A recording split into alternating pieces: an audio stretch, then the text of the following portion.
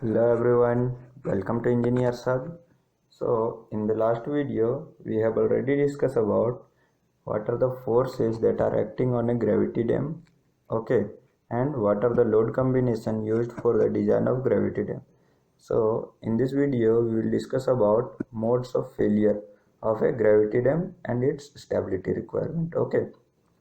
So before starting the video, please subscribe my YouTube channel and press the bell icon for latest update. Okay. तो चलिए देखते हैं what are the modes of failure of a gravity dam. There are four modes of failure that are overturning, sliding, compression or crushing, and tension. These four modes of failure of a gravity dam means ये चार तरीके से हमारे पास क्या है, एक gravity dam fail कर सकता है. ये चारों को हम लोग वन आफ्टर अनदर डिस्कस करते हैं. पहला हमारे पास क्या है, ओवरटर्निंग. ठीक है, तो ओवरटर्निंग क्या होता है. सपोज दैट एक हमारे पास ये ग्रेविटी डैम है. ठीक है, ये हमारा क्या है, ये इस टाइप से ये मुड़ जाना, ये क्या है, रोटेट कर जाएगा. ठीक है, कुछ इस डायरेक्शन में, इसका कुछ इस टाइप से हो जाएगा. ठीक है, तो ये जब रोटेट कर जाएगा तो उसको हम लोग क्या बोलेंगे, ओवरटर्निंग. ये किसके वजह से हो सकता है, due to of unbalance moment. Okay, उसके बाद देखते हैं the overturning of the dam section takes place when the resulting forces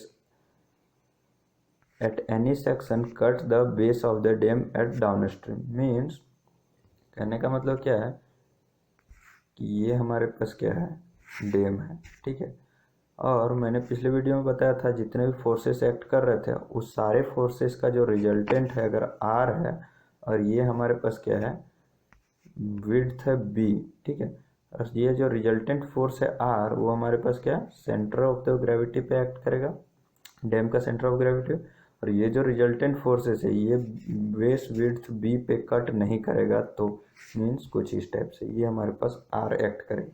ये जो आर है बेस विड्थ पे कट नहीं कर रहा है. ठीक है, तो हमारे पास क्या, ओवरटर्निंग फेलियर हो सकता है. ठीक है, उसके बाद in the case the resulting moment at the toe become clockwise negative, तो हमारे पास क्या, ओवरटर्निंग फेलियर हो सकता है.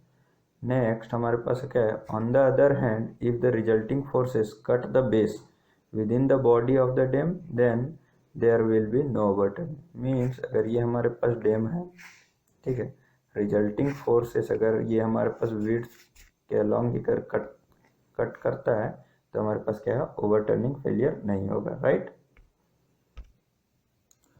तो यहाँ पे देखिए ओवरटर्निंग कैसे हो सकता है. ठीक है, ये हमारे पास क्या ओरिजिनल सेक्शन था, ये क्या है धीरे धीरे इसे टर्न करने की कोशिश कर रहा है. ठीक है, इसके बाद ये हमारा धीरे धीरे टर्न होते हुए कुछ इस टाइप से आ जाएगा. यहाँ से होने के बाद ऐसे ही होते होते ये ओवरटर्निंग पूरा टर्निंग मीन्स इस डायरेक्शन में ये टर्न कर जाएगा. ठीक है, मीन्स रोटेट हो जाएगा, तो इसको हम लोग ओवरटर्निंग फेलियर बोलेंगे. राइट, तो देखिए ओवरटर्निंग चेक करेंगे. ठीक है, कि कैसे हो सकता है या नहीं हो सकता, और इसको रोकने के लिए फैक्टर ऑफ सेफ्टी कितना लगाएंगे. ठीक है, तो हमारे पास क्या है, for stability requirement the dam must be safe against overturning. Means क्या है, स्टेबिलिटी रखने के लिए ओवरटर्निंग के रिक्वायरमेंट को हम लोग को सेटिस्फाई करवाना पड़ेगा, और that must be safe against overturning. ठीक है, तो इसके लिए क्या करना है, यहाँ पे देखिए the ratio of the factor of safety against overturning is defined as the ratio of the righting moment to the ratio of overturning moment. Means क्या है, ये हमारे पास क्या है, रेसिस्टिंग मोमेंट है, और डिवाइड में क्या है, ओवरटर्निंग मोमेंट. ठीक है, तो इसको हम लोग factor of safety against overturning बोलेंगे. मीन्स अगर ये हमारे पास डैम है, ठीक है, एक कोई मोमेंट है जो कि इसको रोटेट करने का कोशिश कर रहा है, और एक कोई जो मोमेंट है वो इसको रेसिस्ट करने का कोशिश कर रहा है. ठीक है, इन दोनों का जो रेशियो होगा, जो रेसिस्टिंग मोमेंट होगा टू द ओवरटर्निंग मोमेंट, इसको हम लोग factor of safety against the overturning बोलेंगे. इसका वैल्यू कितना होना चाहिए, 1 से ग्रेटर देन होना चाहिए for safe against the overturning. Right, ये हमारे पास क्या हो गया, सेफ्टी अगेंस्ट ओवरटर्निंग. राइट, अब हमारे पास आता है next type of failure that may occur in the gravity dam, that is sliding. ठीक है, sliding.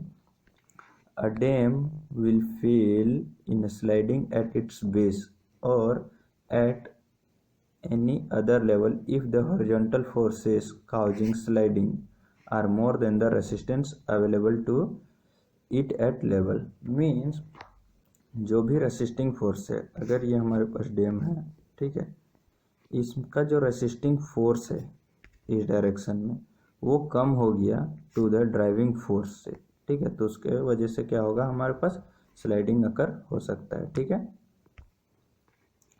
The resistance against the sliding may be due to the friction alone और due to the friction and shear strength of the joint. क्या sliding के against resistance कौन provide कर सकता है, या तो फ्रिक्शन कर सकता है या फिर फ्रिक्शन और shear strength at the joint दोनों मिलकर कर सकता है, ठीक है। The factor of safety against the sliding क्या होगा हमारे पास, F S S, that is mu into summation of V by summation of H. Mu क्या है हमारे पास, कॉफिशिएंट ऑफ फ्रिक्शन, जो कि हमारे पास कितना हो सकता है 0.65 टू 0.75 के बीच में हो सकता है for the concrete gravity dam के लिए। और समेशन ऑफ भी क्या है, sum of vertical forces, and summation of H क्या है, सम ऑफ वर्टिकल फोर्सेस, ठीक है। तो ये हमारे पास क्या आ गया, factor of safety against sliding. इसका भी वैल्यू क्या होना चाहिए, ग्रेटर देन 1 होना चाहिए for safety against sliding, right. अब हमारे पास क्या है, चेक फॉर स्लाइडिंग। ये हमारे पास क्या है, ओरिजिनल कंडीशन है डैम का, ठीक है, राइट। अब क्या है, ये क्या ट्राई करेगा, क्या स्लाइड करना कुछ इस टाइप से। देखिए ये हमारे पास ओरिजिनल कंडीशन था, ओरिजिनल, और ये हमारे पास स्लाइड होने के बाद, तो ऐसे ही ये हमारे पास स्लाइड होते चला जाएगा कुछ इस टाइप से, ठीक है। तो इस टाइप का चेक करेंगे, ठीक है। उसके बाद हमारे नेक्स्ट टाइप का जो फेलियर है वो क्या है, कंप्रेशन और क्रशिंग, ठीक है। तो in order to calculate the normal stress distribution at the base और at any section, let us consider H is the total horizontal force and V be the total vertical force and R be the resultant forces cutting the base at an eccentricity E from the center of the base of width B. H क्या है हमारे पास total horizontal force, V क्या है हमारे पास total vertical force, और R क्या है resultant force है जो एट एन इसेंट्रिसिटी E पे कट कर रहा है। मीन्स ये हमारे पास क्या है, डैम है, ठीक है, जिसका विड्थ क्या है, बी है, राइट। रिजल्टेंट फोर्स बेस को कट कर रहा है आर पे। अगर ये हमारे पास क्या है, सेंट्रोइडल डिस्टेंस है किसका, डैम का, सेंट्रोइड यहाँ से यहाँ पास कर रहा है, तो इस सेंट्रोइड और यहाँ के बीच का जो डिस्टेंस है उसको हम लोग इसेंट्रिसिटी ई बोलेंगे, ठीक है। तो वहाँ पे हम लोग को क्या, ये रिजल्टेंट फोर्स कट कर रहा है, ठीक है। तो जब कट कर रहा है तो the normal stress at any point on the base will be sum of the direct stress and bending stress. मतलब क्या है, तो जो भी हमारे पास नॉर्मल स्ट्रेस एक्ट करेगा दिस कंडीशन पे वो क्या होगा, डायरेक्ट स्ट्रेस और बेंडिंग स्ट्रेस का सम हो जाएगा, ठीक है। तो हमारे पास डायरेक्ट स्ट्रेस क्या हो जाएगा, द फोर्स भी that are acting by cross section area, cross section area क्या, विड्थ इंटू लेंथ, हम लोग क्या यूनिट लेंथ कंसिडर करेंगे तो बी बाय बी प्लस 1 जो हमारे पास ये आ जाएगा। और बेंडिंग स्ट्रेस क्या होता है, बेंडिंग स्ट्रेस हमारे पास होता है एम बाई जेड, ठीक है। तो एम बाई जेड करेंगे तो वही हमारे पास क्या है, M by I by Y, I by Y is equal to Z, Z क्या है सेक्शन मॉडुलस, ठीक है। तो जेड इजक्वल टू क्या होता है, डी बी स्क्वायर बाय 6 हमारे इस केस में हो जाएगा। मीन्स अगर ये हमारे पास डैम है, ठीक है, तो इसका ये विड्थ हो जाएगा बी, ठीक है, बी, और इसका यूनिट विड्थ कुछ इस डायरेक्शन में हो जाएगा, that is D is equal to 1।